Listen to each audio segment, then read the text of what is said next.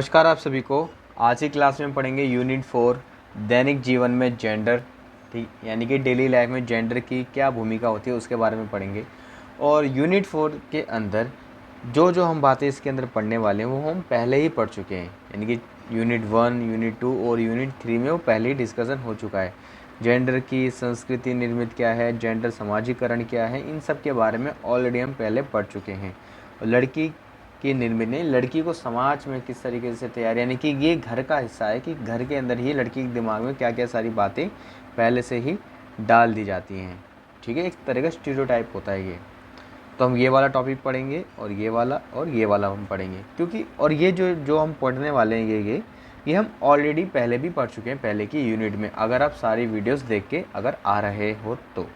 ठीक है, चलिए। अब बुक बहुत बढ़िया है ये, जो आपको सोसाइटी का एक पॉजिटिव पॉइंट ऑफ व्यू देती है। ठीक है, चलिए हम कहाँ हैं, ये तो आगे आ गए हैं। हाँ, ये रहा। एक छोटी बच्ची की सांस्कृतिक निर्मित, ठीक है, यानी कि उसके दिमाग में क्या क्या सारी बातें डाल दी जाती हैं। और जो जो इसके अंदर बातें लिखी हैं, आई होप आपने इसको कहीं ना कहीं अपने फ्रेंड सर्कल में फील ज़रूर किया होगा। ठीक है, ओके। चलिए देखो, इसमें लिखा है एक छोटी बच्ची की निर्मित में हम भारत जैसे पितृसत्तात्मक यानी पुरुष प्रधान समाज में, जहाँ पे पुरुषों का जोर होता है, एक बच्ची के सामाजिकरण की प्रक्रिया की चर्चा करेंगे। ठीक है, हम एक ऐसे समाज में लड़की को किस तरीके समाज में बताया जाता है, तैयार किया जाता है, उसके माइंड में क्या क्या बातें डाली जाती हैं पुरुष प्रधान समाज के अंदर। ठीक है, चलिए इस अनुभाग में हम उन बाधाओं पर प्रकाश डालेंगे जिनका सामना एक छोटी बच्ची को महिला बनने के दौरान समाजीकरण की प्रक्रिया में करना पड़ता है। ठीक है, यानी कि कुछ ऐसे पॉइंट ऑफ व्यू जो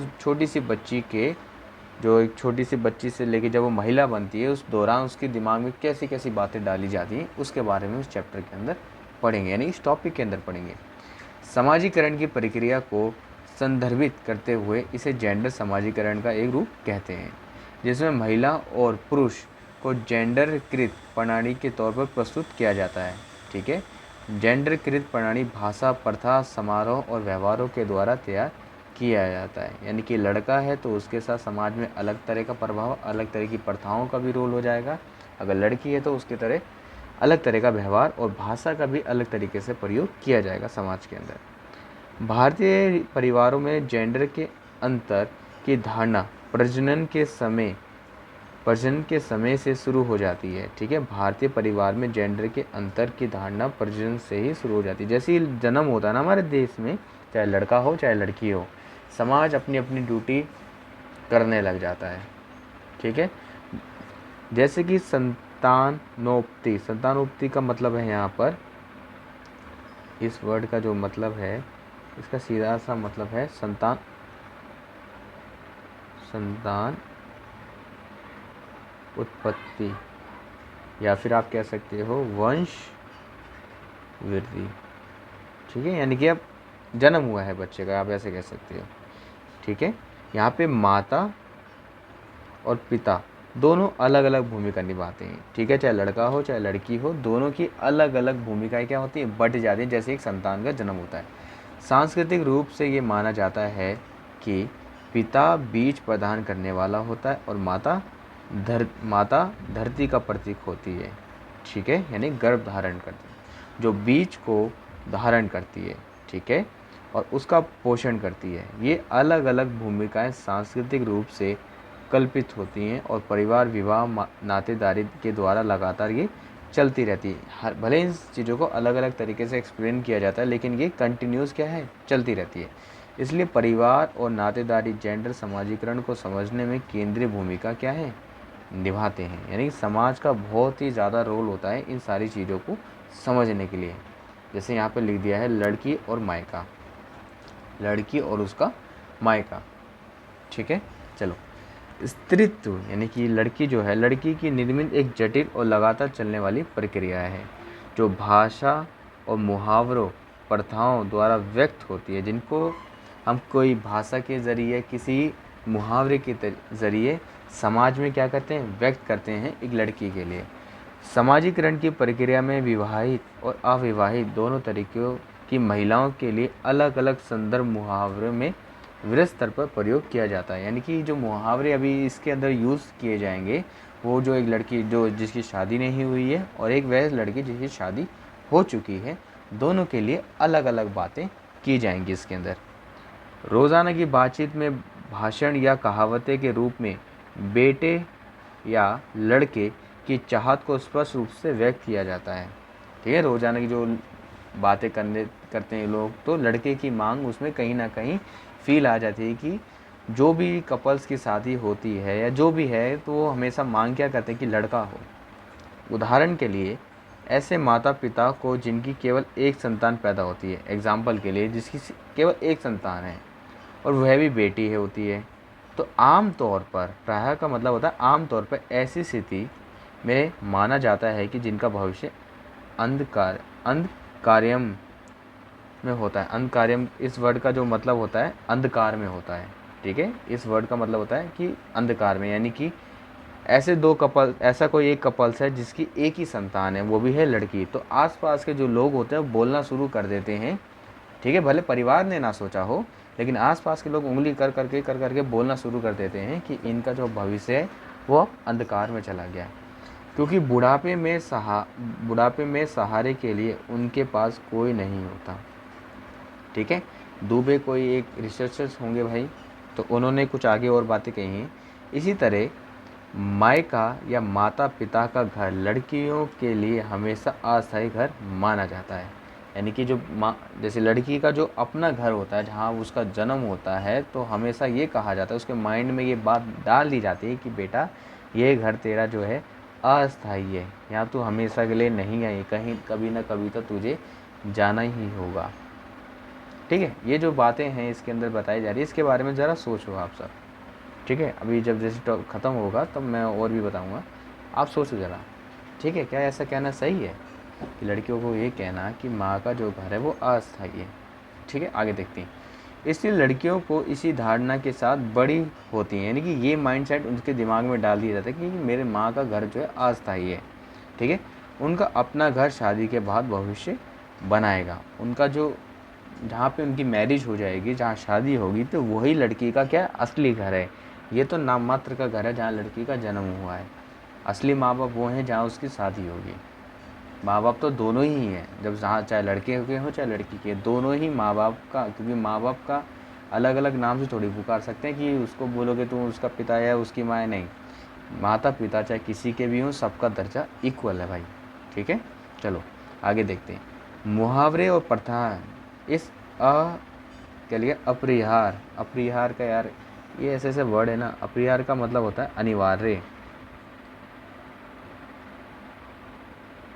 अनिवार्य होता है इस वर्ड का मतलब। मुहावरे प्रथा इस अनिवार्य का एहसास कराती है, ठीक है, आवश्यक एहसास कराती है कि लड़कियों की सदस्यता उनके मायके से पति के घर अर्थात ससुराल में स्थानांतरित हो जाएगी। ठीक है, यानी कि जो उसकी मेंबरशिप जो है ना लड़की की, वो उसके मायके से ट्रांसफ़र होकर लड़के के घर में चली जाएगी।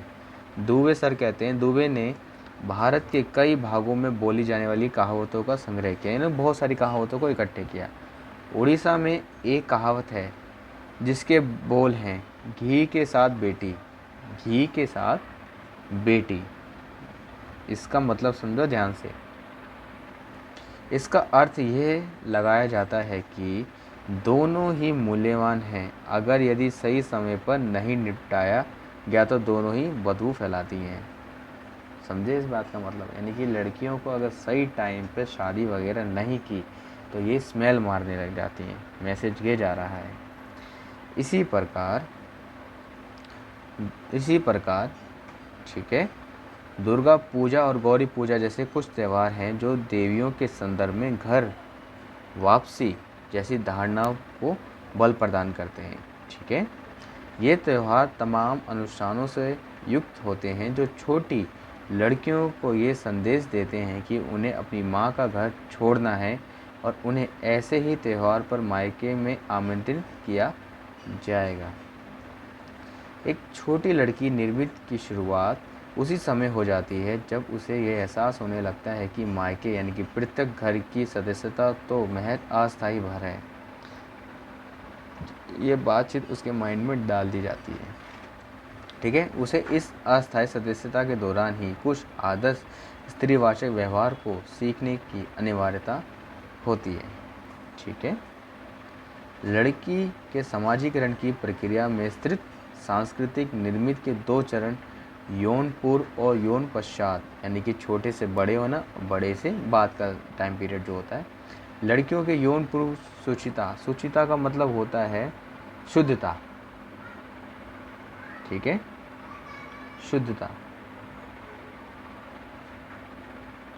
के महत्व पर भारत के विभिन्न क्षेत्रों में महाराष्ट्र, पश्चिम बंगाल, कर्नाटक के साथ साथ देश अन्य भागों के रस्में रिवाजों में भी विशेष ध्यान दिया जाता है। ठीक है, यानी कि लड़की शादी होने से पहले उसकी शुद्धता, ये सारी चीज़ों के ऊपर बात की गई है। इसको ज़रूर आप रीडिंग करना भाई, इसकी आप रीडिंग करना, सेल्फ स्टडी एक बार पढ़ना इसको। ठीक है, ओके, आगे देखते हैं। इन रस्मों रिवाजों में स्त्रीत्व की निर्मित को प्रतीक रूप का प्रदान किया जाता है और व्यवस्थित ढंग से उपयुक्त स्त्रीवाचक व्यवहार की रूपरेखा लड़कियों के दिमाग में बैठा दी जाती है। किशोरावस्था का आरंभ एक दौर होता है जो महिलाओं के जीवन में बदलाव और रूपांतरण के लिए जाना जाता है।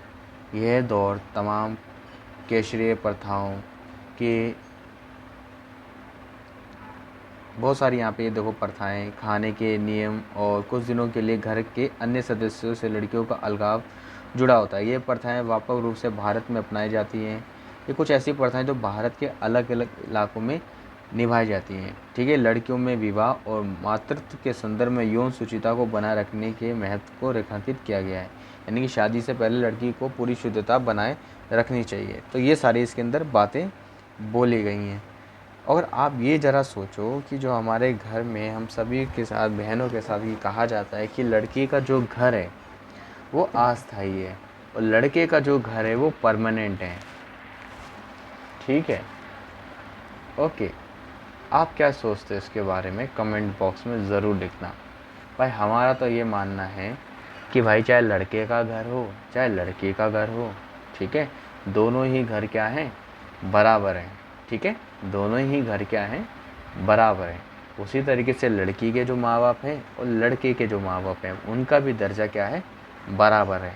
भले एक घर में किसी एक लड़की का जन्म हुआ है तो इसका मतलब ये नहीं कि उन माँ बाप का जो भविष्य है वो अंधकार में, ऐसा नहीं है। ठीक है, क्योंकि अगर लड़की की शादी होगी, मैरिज होगी, तो वो अपने जीवन की नई शुरुआत कर रही है। ठीक है, उसी तरीके से सिर्फ लड़की की शादी नहीं होगी, एक लड़के की भी शादी होती है। ठीक है, तो वो भी एक नई ज़िंदगी की शुरुआत करता है। ठीक है, और दोनों भी चाहें साथ मिलकर अपने माता पिता का ध्यान रख सकते हैं क्योंकि दोनों का दर्जा ही क्या है, बराबर है। ठीक है, तो दोनों का ही हमें पालन पोषण करना चाहिए, इकट्ठे मिलजुल के करना चाहिए। और किसी का भी घर किसी के लिए अस्थायी नहीं होता, सभी के घर दोनों के लिए क्या है, फिक्स हैं। ये मेरा मानना है भाई, चाहे लड़का हो चाहे लड़की हो, दोनों के घर क्या है, फिक्स हैं, दोनों के माँ बाप का दर्जा फिक्स है। ठीक है, ओके, ये सारी बातें।